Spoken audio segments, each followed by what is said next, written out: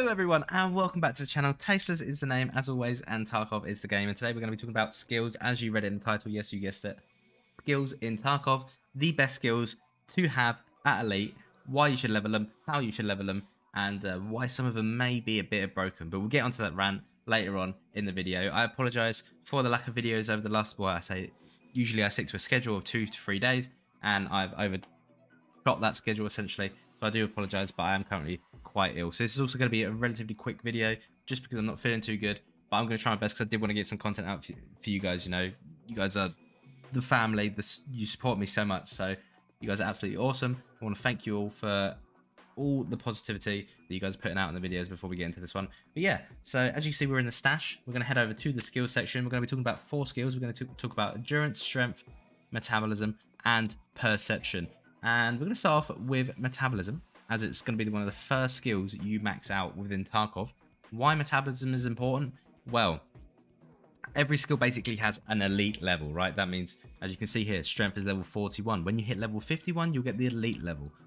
And for the elite level, you get like a secondary passive that is really, really, really beneficial for players within Tarkov. And as you can see here, in metabolism, the elite, we've got 0 chance of dehydration and exhaustion effects. Basically, what this means is you're not gonna, die from being dehydrated or exhausted. And yes, it's really, really, really useful.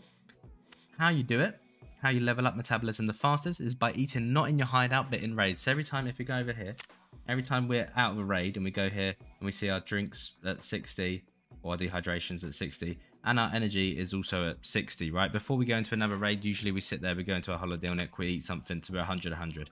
No, don't do this. What we should be doing is we should be taking a Slickers or whatever and some water into the raid, right? This gonna level up a lot faster. This is gonna help you level a lot faster than eating inside your stash. You get a lot more XP for eating inside the raid. Same goes for like when you're in the raid and you find a can of peas or whatever. Always chug those bad boys. Always, unless it's sugar or something really expensive, then you should be chugging those bad boys all the time. So yeah, every time you get food, drink in the raid, always chug that bad boy down. And that'll be a lot more efficient when it comes to metabolism and leveling of metabolism. Moving on, we have got endurance. As you can see, the elite skill, stamina increased by 75%. This is absolutely huge. And endurance, this means that, how strong your hands are, how long you can hold up a gun for. Another really, really useful elite passive, should I say. And breathing is independent of energy, which means that you can hold your breath even if you've just done an absolute marathon, which is also extremely useful.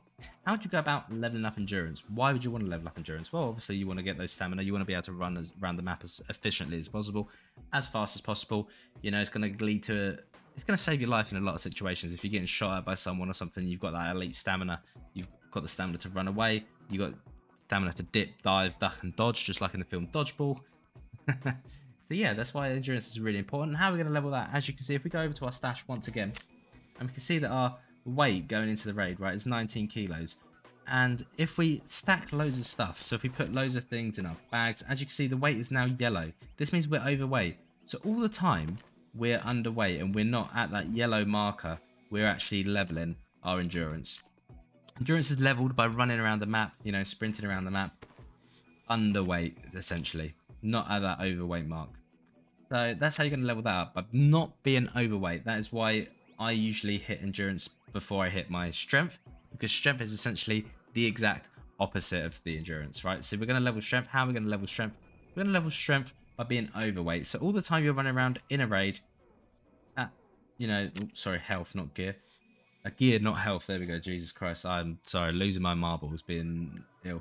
So yeah, all the time we're in this yellow kind of zone, this overweight zone, we're going to be leveling our strength. We're not going to be leveling perception anymore. We're going to be leveling our strength.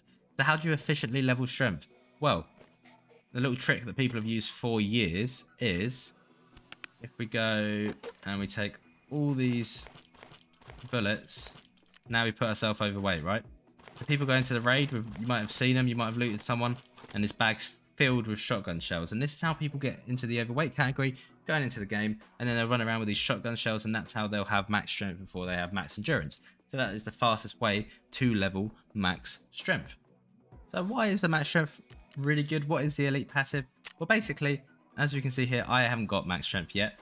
But what it will do is when we're going into raid, it will negate the effects of, so everything I've got on, right? All this gear that is now on, not the ammo, but the rig, the bag, the arm of the gun, sorry. The arm of the gun, the headphones, it will basically be negated. I'll be at 0. Going into raid, I'll be at 0. Then if I find, for example, the X-Fuel Tan in a raid, I'll be at whatever the difference is, okay?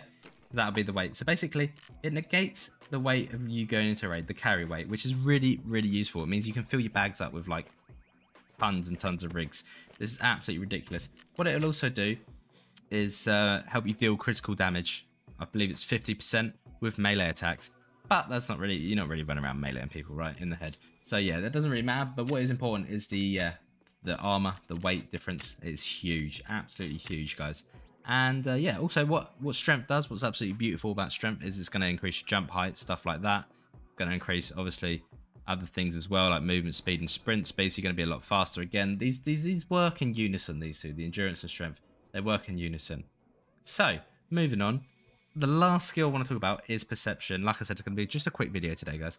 And we want to talk about perception. And this skill levels up passively in game, right? What it's going to do, how you're going to level it is you're going to loot things. You're going to go into game and you're going to loot things, basically. You're going to open up backpacks and everything. The fastest way to level this, right, is every time you open up a backpack, a stash, you know, a safe, anything where you're searching, right, a weapons crate, put the items from that backpack, safe, whatever, into your bag, into your pockets, into your rig. Put them in. You can put them back out, even if they're useless, if they're worthless. You can put them back out again. You can put them back into where they came from. But just by picking them up, put them into your inventory, you're basically getting extra XP. So that's how you level up perception. That is the fastest way to level up perception. And yeah, what perception is going to do is, as you can see here, increases your hearing distance. Now, this is where I'm going to get into the little rant, okay? Because this is absolutely ridiculous. Tarkov is a PvP game, right? Okay, and having extreme advantages over other players is, in my eyes, in a way, cheating. Now, I can't change the fact that it's in the game, personally, so obviously I can't say, oh, I'm not going to play the game because of that. No, I want to play the game, I enjoy the game, but it is absolutely ridiculous. I think it's a huge unfair advantage because if I can hear, for example, right now, perception, 21% hearing distance, right? So I can hear something. So if a little Timmy, level 10, who's got 3% hearing distance, I hear him 20 or 18% further away, so I'm going to hear him way before he hears me, and obviously I'm way more geared than him, so that is just going to be an unfair fight.